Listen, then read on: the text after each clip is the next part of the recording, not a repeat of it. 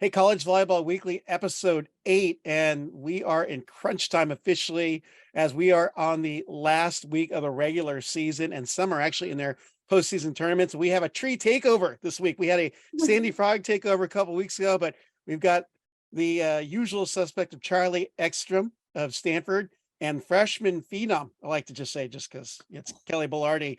And well, we're missing her other half, Ashley Vincent, but I'm sure she can carry your own here. So thanks for coming on, Kelly and Charlie. Of course. Thank you for having me. Always a blast and happy that I get to share the screen with a fellow tree this week. Oh yeah, that's right, huh? It's always a good time. Hey, this last week we saw a lot of upsets. We're going to start with what we're going to start on the East Coast with the battle for the Conference USA, which is the FIU FAU matchup here. We know they've been ranked at 14-15 and they played this last week and FIU won 3-2. But what do you guys know about that conference and the competition? And being that at large could be potentially at stake, which we talked about before coming on screen. What are your thoughts on that FIU FAU teams? And let's start with you, Charlie. Yeah, I think that looking at FIU and FAU, because we've got experience playing both of them actually this season, which is probably the first for our team, being able to see multiple teams out of the Conference USA. I was really impressed with the height and the just overall power that came out of FIU. But then looking at FAU, I was really impressed with their ball control and scrap. So I'm thinking that looking at Conference USA bid, I'm probably leaning more on FAU getting that bid over FIU, just bouncing off of them being able to out scrap a little bit more. But I mean, also it's a toss up because FIU does have the big upset over Hawaii. So they do have a big win somewhere on their docket. And so I'm kind of thinking I'm intrigued to see where that one will go because of the fact that FIU just beat FAU, but also I could see FAU taking it right back at them. So I think that will be a really, really close one up for grabs. Yeah. How about you, Kelly? Thoughts on the two teams there? Yeah, I agree. I think it's helpful that we got to play both of them. Looking back on my games, I remember playing both of them, not really knowing the teams because we hadn't played a lot of teams from that conference. But our game against FAU, I remember it went to 3 and it was 15-13, we barely won it. And then I thought they were really good. I was super impressed with them. And same with all the other courts too. I think we only beat them 3-2, which was I don't know. I thought we were going to beat them 5-0 because I just didn't know. And then when we played FIU, I remember, I don't know, I just thought the FAU team might have been a little stronger just because they were scrappier, I think, or maybe we just played better. But I don't know. I'd probably give it to FAU just based off how we played them. Well, it looks like, with FAU, they got a key piece back here in the last 2 weeks, and it's Marketa Svazilova, one of their Czech girls they have. They had Julie Hontsovachova, and she'd been winning in her pairs, but with Marketa coming in, that could change that dynamic for FAU. And then obviously FIU, they've got Team Italy on their squad, Giada Bianchi, Rachel Mancinelli, and a few other girls that are really big and physical, which, when I saw you guys play in Long Beach, I had to see this FIU team because oh, there's no way that roster is as physical as listed. And they're kind of the real deal. They have a 6'5" girl on their roster and Giada's 6'3", and watching you have to hit against her, Charlie, I didn't, don't know how you did it, but they're definitely talented, a group of girls on both those Florida teams. So that'll be interesting to see what happens in that Conference USA matchup. But let's jump over to our number 10 team in the nation, which I think both of you are familiar with, the Stanford Cardinal, coming off a big weekend at the Battle for the Bayou. Is that the official name of the event? I'll let Kelly talk about this weekend for the Trees. Yeah, I mean, I remember going there. We had a lot of good teams to play, so we were all super excited. Who did we play first? What team did we play first? North Florida. Okay. So I remember playing them. It was good just to get used to the sand and all the environment. Played them, went well, beat them. And then we're okay, we play LSU next. We got to get ready. Our game, I remember, so the 4s and the 5s went first. So we were playing and we lost the first set, I think 21-11. So we're oh shoot, we got to figure it out.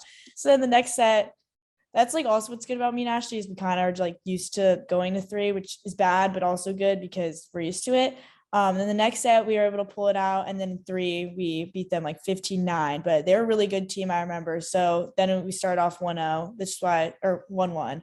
And then all the games, I think every game we won went to 3. And I think it was really good for us just because everyone was so gritty and like able to pull it in through the end. So we needed that as a team, like an upset, because I feel like we get so close every time. Sometimes it's hard for us to like pull away. So it was really exciting to watch that one. All right, sounds good. Charlie, take a stab at it. I mean, it's a big weekend for your program. Yeah, no, Kelly, you killed that. I'm gonna say too, I mean, that's the biggest upset we've ever had in the history of Stanford beach volleyball. We've never upset a top 5 program. And so LSU was ranked number 5 at the time. We were able to knock them down to number 6 in their rankings this week. I was really proud of the battle that we fought this weekend at LSU and against LSU. It was their home court. It was their senior weekend. I mean, the odds were very much stacked against us. And like Kelly said, we won every match that we won 3-2, but every match went to 3, and 4 out of our 5 courts went to 3. And so it was a really gritty battle all along. It was under the lights. It was at night. It was humid. It was the hottest day of the week that week too, that we were playing. And so I was really proud of the battle that we were able to put up, especially because of the fact that being West Coast girls, being used to the rain and cold this year, we didn't have a lot of experience with heat and humidity. Even when we played in Hawaii, there wasn't a high level of humidity. It was more of wind and heat. And so I don't know, I think that was a really great showcase for us. Unfortunately, the next day, I mean, I feel like there's an elephant in the room, and unfortunately the next day we were upset, but I think that it was a little bit of fuel for us, and we hate being upset just like every other team. But I think that was something that really solidified for us that we've got some serious work to do in these last couple of weeks. I mean, we're vying for either a conference or an at-large bid. And if we're one of those teams fighting for the at-large bids, which is kind of what it looks like right now, we gotta step up our game a little bit more than we've been doing. And so we're looking forward to the end of this season. Good calls there. I'm gonna go up to not skip now. Let's mention Cal. They beat USF 5-0 and St. Mary's 5-0, but that brings us to our number 8 team. And they were 8 last week, 8 this week in the College Beach VB poll. It's Hawaii, and they had 4 solid wins. They beat Georgia State twice, 3-2 and 4-1, Arizona 3-2 and 4-1. But what do you know about this Hawaii team? I know Charlie, you're really familiar with them, but I'm gonna let Kelly take a stab at it here, being that we love having new faces on here. I think they're really good. The only time we played them, or I really got to see them play, was when we went to Hawaii. So they were on their home court and everything.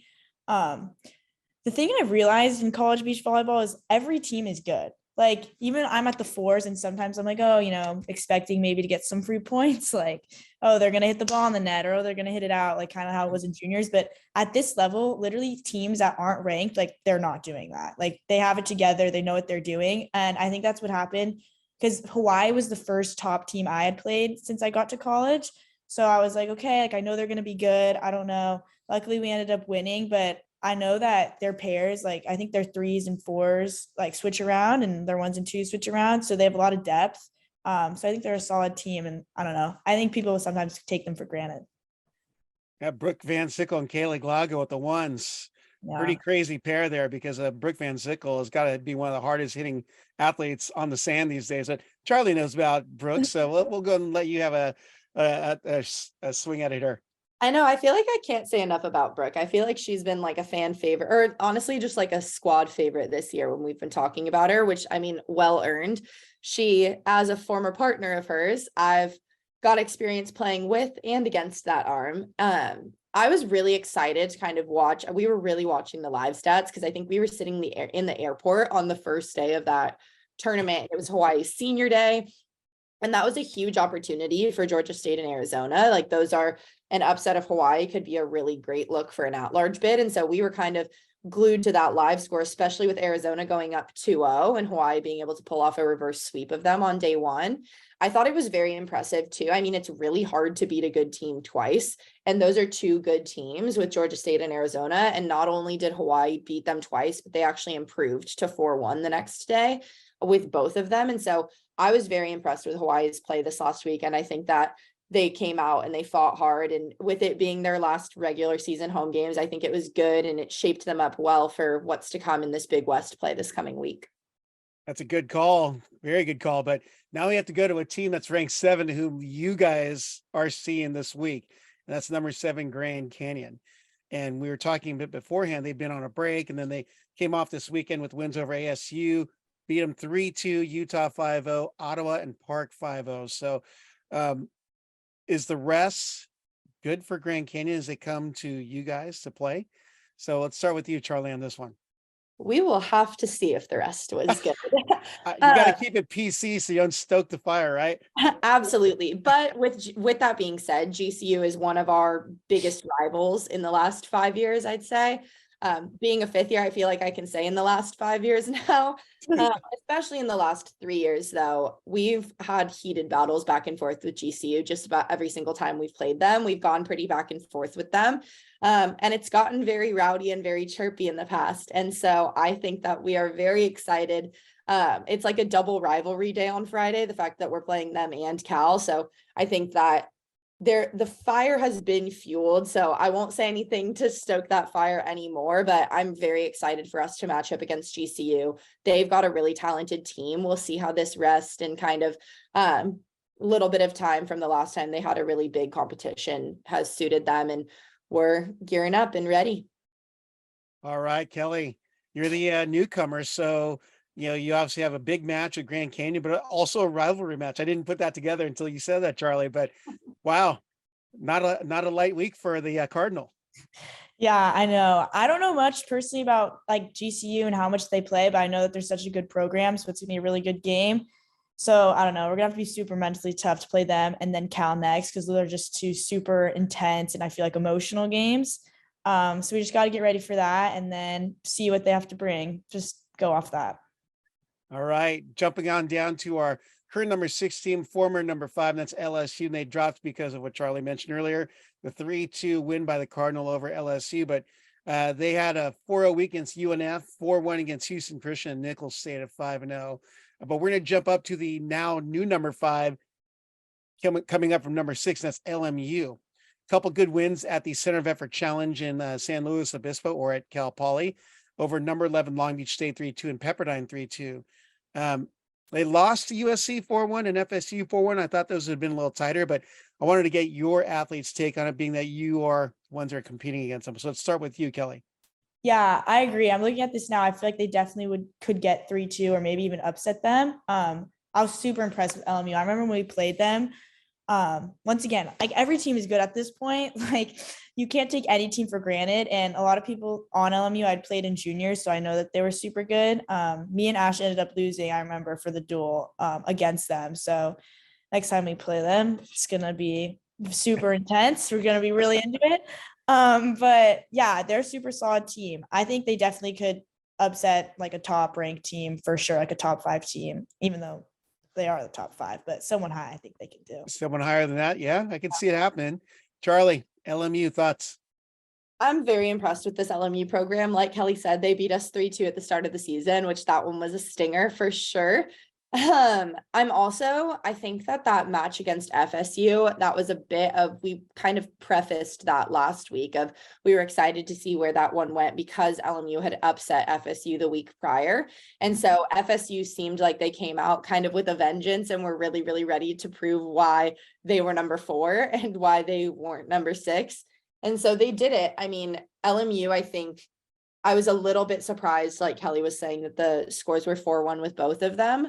But then again, I mean, they got the wins that they were supposed to, and those matches against USC and FSU could have gone either way. And so I think that the 4-1 probably didn't indicate exactly how good of a match and duel it was. But at the end of the day, USC and FSU got their jobs done. So. Yeah, being that I worked the AVP feed on that one, seeing Florida State and all those teams in that same location battling, it is so tight. You're watching, say, have 5 courts at the center of effort. So you're seeing scores drop and then all of them just fold all for the decision because it literally was going 2-3 sets on each of the courts. And like, oh, Florida State's up 1. Oh, that one. Oh gosh, that point come up 1-1. And then all of it really started to happen. Like it could have gone either way. As Kelly was saying, it can go either way on any given day. And if you're thinking tournament mindset, you only have to win that one day, right? Yeah.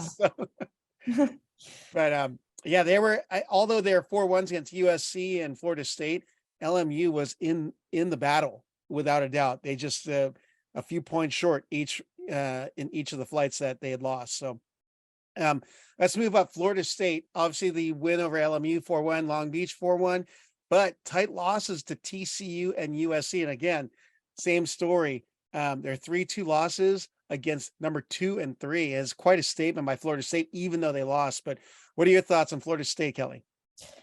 I've always been impressed with them and like their program in general. I know they have like a few freshmen playing. Maybe I don't think so. But do they?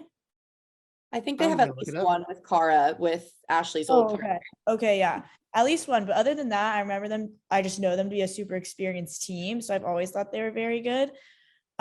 Interesting that they lost to TCU and USC. I mean, 3-2. I'm not surprised, but I feel like also they could upset them. Yeah, well, there's a super sophomore on that team, Anna Long, who's playing with Jordan Polo, former Cal. And I mean, they're really a fun team to watch because Anna Long is such a great blocker. And Jordan Polo, she has the maturity and experience as a defender behind the block, but they do some really good stuff. And that's a team they moved up, I believe, to the 2s at one point. So, and they were playing at the 3s at the East meets West. So, they're earning their way up in the lineup. So, Yeah. how about you, Charlie? Thoughts on Florida State? No, I mean, you took the words out of my mouth. I was going to bring up Jordan and Anna as well, because I feel like that's a pair that we've been really watching this season and really impressed with pretty consistently. I think that the 3-2 match against TCU, I think this weekend was the first time that TCU actually looked beatable to all of us, which was cool. I mean, I think that it shows that parity and that equity amongst the sport across the nation now. Like there's no one powerhouse. Everybody's pretty good. There's way more 3-2 matches, which is so cool to see. And so, I mean, I had a lot of respect for the way that FSU played. And again, going back to their upset, or they're not upset, but their rematch against LMU, them taking that, I think that one had to feel pretty good after they got upset on their home stand. Yep. We'll bump up to now number 3. Last week was number 2, USC. They had 3 big wins. Number 4, Florida State 3-2, Loyola Marymount 4-1, who was 5, and Long Beach State 3-2, which I thought that was a little tighter than it should have been. But Long Beach State battled, and then the loss to UCLA 3-2. Let's go to you, Charlie, on this one, and then to Kelly. UCLA, I mean, I think we'll probably talk about them in a second, but UCLA was out for blood this last weekend, and they really earned that number 1 ranking this week. I think that they had a lot to prove. USC came out and pretty much did their job. I think that they wanted that win over UCLA, but again, they've already beat them once. We kind of expect to see that rivalry and that back and forth between the two teams. And so USC won the matches that they were supposed to, unfortunately did not edge ahead of UCLA. I mean, unfortunately for them, fortunate for UCLA, doesn't really affect my own thoughts on it all. But USC still looked really good this weekend. And I was watching that FSU USC match, and that was a really fun match to watch. Honestly, really all of the matches at center of effort were really fun to watch. So, yeah. All right, Kelly, how about you? Yeah, just in general regarding USC, I feel like I've been super impressed considering last year they graduated so many seniors and people didn't really know what their lineup was going to look like this year. But every time we've played them, they've been super hard. And I think they've been able to show like what they're made of with all these teams. And that's reflective in their ranking. Them going 3-2 with Long Beach State's interesting to me. I don't know what games they lost specifically, but I mean, that's really good for Long Beach State.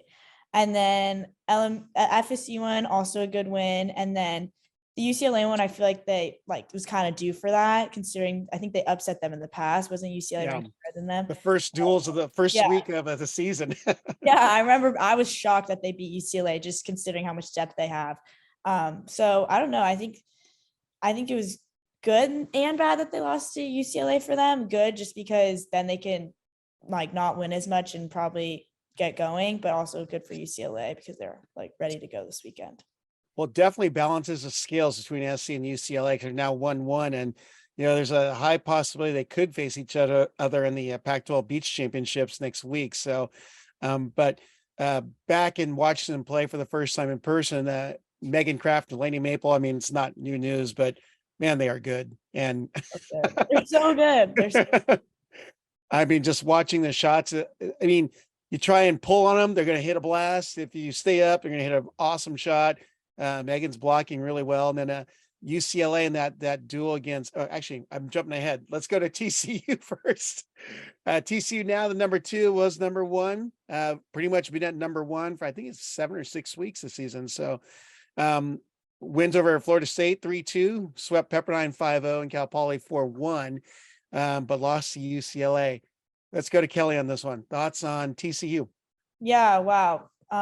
Really good for UCLA beating TCU and USC this weekend. That's very impressive. TCU though, I remember just in the past watching like all the teams develop. TCU, I feel like was always kind of up there, but not super. And I feel like this year by them just being at the top so often and kind of like taking out USC and UCLA is really cool to watch and just see the growth of the sport. So super impressed by them. Haven't played them or really watched them that much, so I feel like it's hard to tell, but excited to watch them play eventually. Yep. Charlie. Yeah, I think like I was saying earlier, this weekend was the first time that TCU actually looked pretty beatable. And by pretty, I mean like still not super, but I mean pretty beautiful if you're not at the ones. Yeah, so they lost for the first time their entire season. I mean, that was bound to happen at some point. It's better to lose now than to lose at the national championship. So I'm really excited to see how TCU bounces back from that. I think that they're still fairly favored to win CCSA. I think they're still fairly favored to do pretty well in this postseason. But I do think that as we edge closer and closer, I'm hoping that as other teams are rising to the challenge, that TCU continues to rise to that challenge, because they were looking so unbeatable at the start. But now that everybody's continued to improve through season, how is TCU going to respond? I'm hoping that it's as good as their start was. Yeah. Well, so contributor Kate Privet was got to see in person this weekend, and her and Lena Camille playing at the 2s, really good for TCU. I mean, Lena's just she's only 19 and she's such a great blocker. You can see she has some great moves, and I had no idea. You see Kate on screen, mellow, sweet. She is one fiery athlete on the court. I'm like, whoa, Jekyll and Hyde. So, but they tried serving her and people paid the price for serving her. And hence the reason I interviewed Todd Rogers early in the season, the coach of Cal Poly. He said that she was one of his favorite athletes to watch play. And I was like, really? Like, yeah, because she's just like dynamite, like a small package that just explodes and is fiery. So, and I'm like, Kate Privet, the same Kate Privet that we have on the show here. I laugh when you say like she looks so calm and collected, because of the fact that Kate and I have that experience of like we played together in juniors and I've played against her quite a few times too. And so I laugh when we think of like cool, calm, collected Kate on screen, but I know her as a competitor and as a partner, and she is all fire. She is crazy fiery. And then the 3-2 win, I happened to be done on the stream, so I stopped over that court as Riley Powers and Haley Hallgren, and that walk-off jump serve by Haley Hallgren, which I mean is one of the best stories this year, coming back after playing Michigan, having only one lung after a procedure, and then playing the way she's playing. It's just phenomenal. I feel like her jump serve, her spin serve has to be one of the toughest in the nation, because that thing has wicked pace and spin and English and everything else on it. Because when you stand behind the service line, you see what she's snapping, that thing moves a lot. So let's go to former number 3, big jump for UCLA, now number 1. But is this, they go undefeated at the Center of Effort Challenge, 3-2 for TCU, 3-2 USC, 4-1 Cal Poly, 5-0 Pepperdine. Is this the time for UCLA to really pick it up? And are they going to be tough to beat? I guess you guys can't really comment because you're in the same conference. I mean, what I'll say for that is that everybody's beatable this year. And so I don't think anybody's completely unbeatable. And I think that TCU losing to UCLA showed that nobody's completely untouchable. But I will say on that note, UCLA looks really good right now. Devin Newberry is back. She's back again. She's out with a vengeance. And you can say Marymount Sailors. Woo, woo. Come on, Kelly, you can say it. No, so I think that having her back and having a lot of their lineup rounding out pretty nicely now, they're a formidable opponent, that's for sure. And I think that they're feeling pretty good with those wins over TCU and USC this last weekend. So they can do it again. I think they match up against USC again tomorrow. for their senior day. And so I think that that will be, again, another indication of how things are going to go. Yep. All right, Kelly, what say you? Yeah, I totally agree. I feel like one of the best things about UCLA is how deep how deep their roster is. I remember going to our game. I thought I was going to play this one team. They weren't even in the lineup. I was like, oh, wow. Okay. So that's really good for them. But also, as Charlie said, them kind of figuring out their lineup, their pairs that are working, like they're definitely a really good team. As Charlie said, also, like definitely every team's beatable. Like it just takes one day and one thing to happen. But I'm really impressed with how they did this weekend, and I'm excited to see what happens in their next games. Yeah, without a doubt. Yeah. I'll just mention the rest of the top 20. And essentially, there was no change from 11 to 20. I mean, there's a big win for Atlanta's Arizona Wildcats, and that they beat number 11 Georgia State, actually 14 Georgia State, but that was a big win for actually number 13. So, I mean, if you're being considered for that large, that's definitely a win to have for a program. So, congrats to Atlanta and the Wildcats, but they still have a conference tournament to go to. So, with that, let's jump over to our week 9 watch list here. The ASUN championships begin tomorrow, and Stetson's a heavy favorite, but in the background there, you got to keep an eye on FGCU and UNF because they've proven to be pretty competitive here in the tail end of the season. So thoughts on that ASUN championship contenders? We'll go with you, Charlie, first. I think my favorites for that conference, obviously Stetson's still a heavy favorite, but I think that UNF has potential to upset. So I'm excited. After we saw UNF this last weekend, I was pretty impressed with their scrappiness. So I think that that will be a really good matchup. My guess it comes down between Stetson and UNF, but also I'm not going to count out Florida Gulf Coast by any means. I just think that my favorites are probably UNF and Stetson to take it. Yeah. Kelly, how about you? Yeah, I agree. We played UNF recently, so definitely was impressed by them. And once again, literally every team, I'm like thinking they're not going to be like, I think they're going to be okay, but I'm impressed by every single team we've been playing recently, especially UNF, super scrappy, nowhere to place the ball. So I think I'm going to give them my favorite. I haven't seen Stetson play that often, but I know some players that go there who are good. So I don't know. I feel like it'll be a good matchup. Well, Stetson has their number ones pair of Karen Zolnarchikova, Czech girl, and Shay Henson. And I got to see them in Long Beach twice, and they're pretty impressive because Zolnarchikova has a big arm swing, and serve her, you could be in a lot of trouble. And then, of course, there's the other Latvian in D1 Collegiate Beach is Anna Nemike, and her partner, the Brazilian Carol Ferraris. So good pair there at the 2-3s, I believe, and they've been pretty consistent in winning. Let's go to the other big one that's on the watch list, and you actually mentioned it a little earlier here, UCLA Senior Day, but who do they have in their house? Number 3 USC, number 5 LMU. Going to be a battle there on Mapes Beach. Kelly, take a shot at it. Yeah, those games are going to be intense. I mean, I feel like it could go really either way with this one. USC, like they're going to be out for blood considering that UCLA just beat them. UCLA Senior Day, they're going to want to win. I don't know. I feel like the game's going to be really intense. Same with LMU too. Like they're also a super good team. I don't know. So that'll be interesting to watch considering that it's Senior Day for them and at home. I might have to go with UCLA to take it, but I think it's going to be very close. Well, let me ask Charlie this because you went through a Senior Day last year, and I always feel like it's such an emotional day that's hard to focus on competition when you've got such an emotional moment. But what are your thoughts? I go back and forth with that because of the fact that last year my Senior Day was high emotions, but I was also of the knowledge already. Not the public wasn't of the knowledge yet, but I knew that I was coming back already, and I had already announced to the team. So it was kind of like one of those moments where it was sentimental, but we still had our head on straight for what we had to get done. I do think it's UCLA and I wouldn't expect anything else, but I think it's a pretty bold move to have as heated of matchups as those ones on Senior Day, because again, emotions aren't something to count out. Like the sentimentality of the moment isn't something to count out. And I think that tendencies shift towards having Senior Day be a little bit less of a load so that it can be a little bit more about the emotions and a little bit more about the sentimentality. but I mean, they're not going to be able to be sentimental until the day is done. So I think that, I mean, it's a bold move, and I'm excited to see how those matches go tomorrow.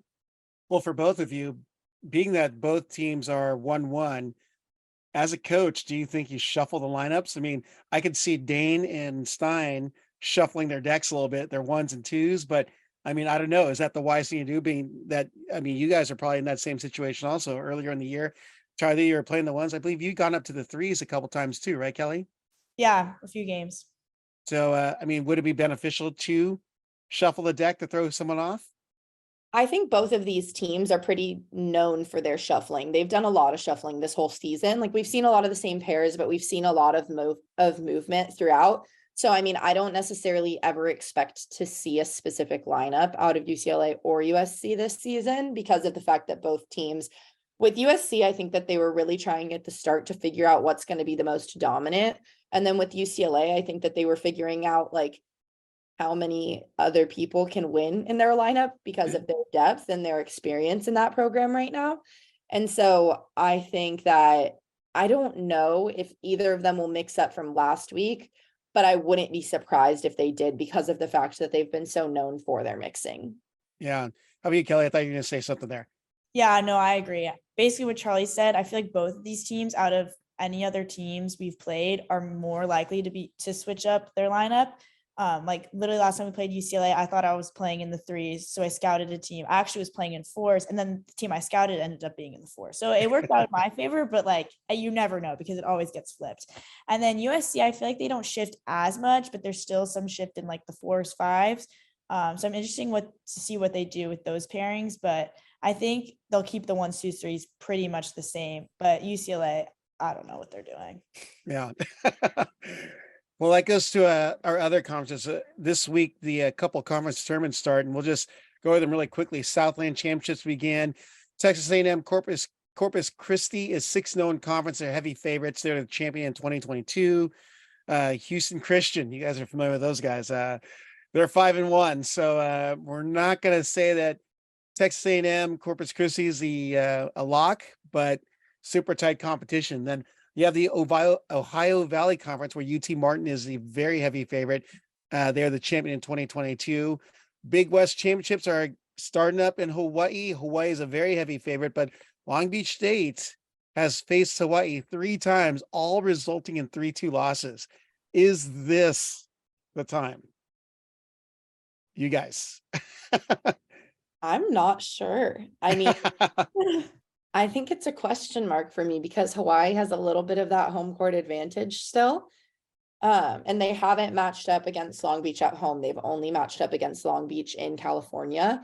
And so I'm wondering if it will be another 3-2 situation, if it could be a 4-1. Long Beach is a very talented program, but my favorite still probably edges ahead on Hawaii. But then again, I mean, Long Beach State is a very good program, so we'll see. Yeah. Kelly. Yeah, I agree. I feel like I want to say Hawaii, but I'm going to say Long Beach because I feel like they are due for an upset. And I don't know. I think their team is very talented, and I think they have a lot of solid pairs. So, like, depending, I don't know which teams will win, but I think that they could get at least 3. I think they could get 3 of them. Yeah. Well, it brings us to our final watch duels of the week, and that is Stanford GCU and Stanford Cal. Now, is Cal going to face off with GCU as well? Do we know? I didn't see I only saw these two on the schedule, so I'm assuming they will. But regardless, this is a huge weekend for you guys on the screen. So thoughts on going into a pretty big week? We'll start with you, Kelly. Yeah, I mean, especially now, I feel like it's crunch time. Everyone's been talking about, all right, we have like 3 weeks left of the season. We got to give it all you got, which I feel like some people could take and be like really nervous about. But one thing our team's been talking about is just like trying to hold each other accountable, just being there for each other, because as we get closer, obviously it gets more stressful and everyone's like, oh, are we going to get into the tournament? Are we not? Like, it's very up in the air, and uncertainty definitely causes people sometimes like anxiety or whatever. So I feel like just trying to stay calm. I know me and Ashley talk about like just trusting each other, because we know we know we're talented. So like if we just play our game and focus on ourselves, I think we'll be fine. Yep. Charlie. Yeah, I think Kelly hit the nail on the head. We've had a lot of conversations as a program and as a team specifically with all of the girls, and we honestly are very proud of the fact that we're really coming closer and closer together as this season is kind of rounding off. And I mean, not only is it like rivalry day on Friday where we play GCU and Cal, but it's also senior day for us on Saturday. And so I think that, like you were saying, Rob, emotions are still pretty, I mean, pretty prevalent and present for all of us because of the fact that this is our last regular season at home. But we're really excited. I mean, we've lost to Cal 3-2 twice back to back this season. So we're looking to avenge a little bit, and we haven't met up against GCU this year. And that's always a heated, really, really intense game. So I think that both of those have potential to be something great. Yeah, I'm hoping those will be on Pac-12 network, correct? All of them? That's a great question. I don't entirely know the answer to, but let me check. Wow. I'm gonna have to check. I'm There are checking fans on right there Let me because it's going to be, regardless of what you watch, it's going to be a really good matchup, no matter which team you catch, because Yeah. they're all top 10. So, and I it's all think very tight. And I think it's just on the Stanford live stream, but we have Okay. live stream running. So Well, that's free. That's even better. That's on the Stanford live stream. So, Yes, Stanford.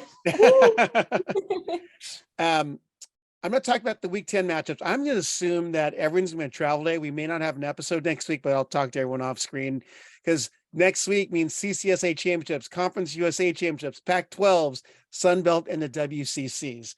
And some of them start on Wednesday, others on Thursday. I'm assuming everyone's going to be traveling, so let's keep an eye on that. But I wanted to get to the special segment here because of Charlie's connections at Stanford, we were able to get probably one of the hottest teams, or at least half of them, with us here, and that's Kelly Belardi. And they at one point they were just crushing. I don't have the number off the top of my head, but you and Ashley Vincent only have one loss, I believe, unless were you not together on that one? I was trying to go through collegebeachvb.com to find that loss, but she has more wins than you do. How did that happen? Yeah, well, one day I got food poisoning, couldn't play. So yeah, I don't know. There's also some days I wasn't in the lineup because I don't really know why. But yeah, that's how. But Coach Fuller, your fault. I'll Right. cut that out, right, Andrew? I'll just text you the video straight over. No big deal. But here, let me ask you this question here, Kelly. Remarkable accomplishments for you as a freshman. Setting new record for wins as a pair in a single season. What's made you and Ashley so successful this year?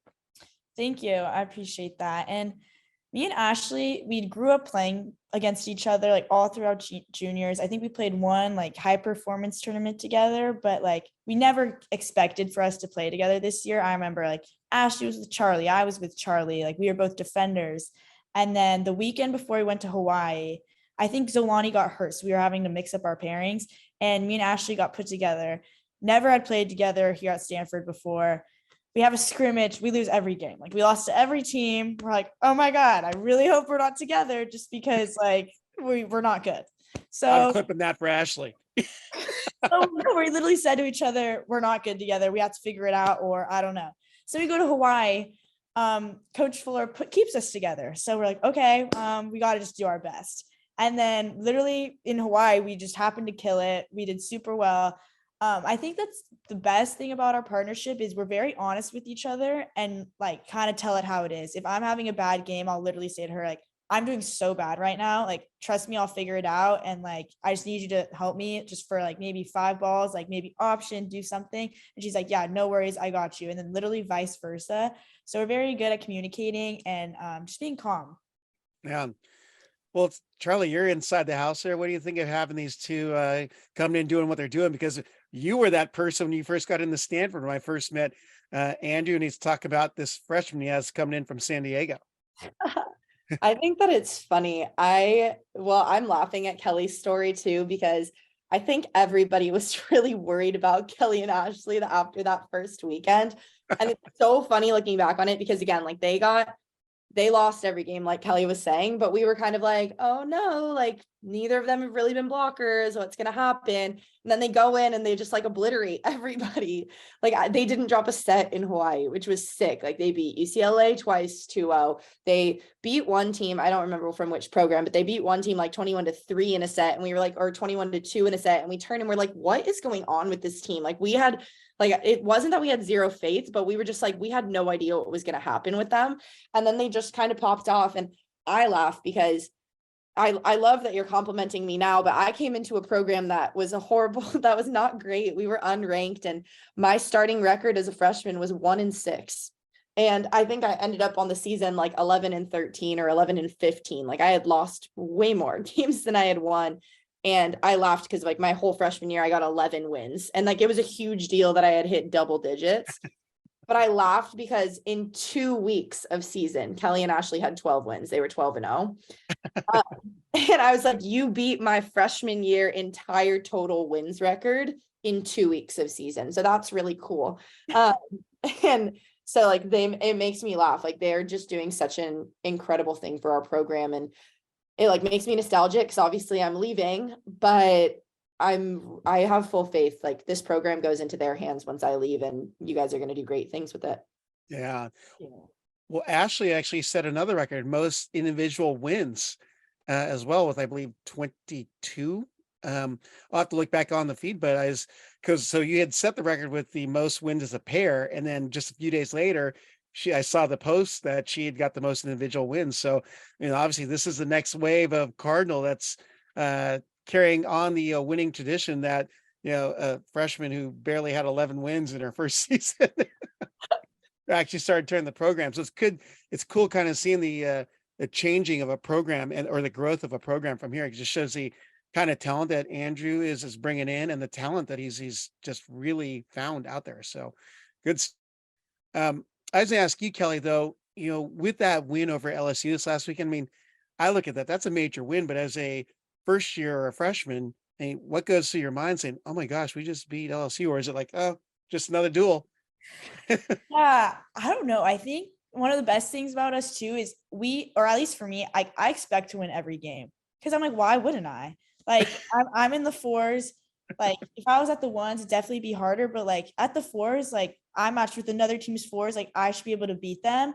And obviously, like that's like not true, but it's like a good mindset I have to have because going into it, like I'm gonna put everything I have on the floor on the sand so that I could make that happen. But LSU, I remember going into it, I was like, I know this is gonna be a really hard game. We're gonna have to really like stick together and figure it out because it's not gonna be easy. And then literally I got flashbacks from our Cal game because we got crushed the first set. It was so bad. I think everyone was like, what are they doing? Me and Ashley are talking, like, all right, like we gotta figure it out. Like, what is going on? We do though. So then we win the second set, win the third. So I don't know. I feel like just sticking together and believing that even if you lose the first set, like we know we can still do this. Yeah. Awesome.